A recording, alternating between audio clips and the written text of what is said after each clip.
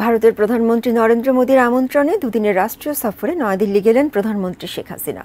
দুপুরে প্রধানমন্ত্রী ও তার সফর সঙ্গীদের বহনকারী বাংলাদেশ বিমানের ফ্লাইটটি হজরত শাহজালাল আন্তর্জাতিক বিমানবন্দর থেকে ছেড়ে যায়।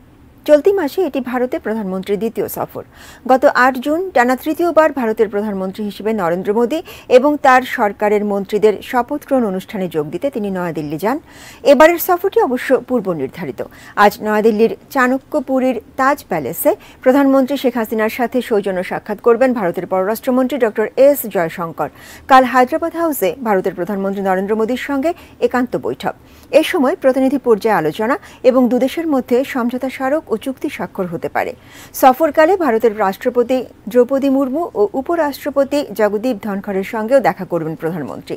শনিবারই রাতে প্রধানমন্ত্রী দেশে ফেরার কথা।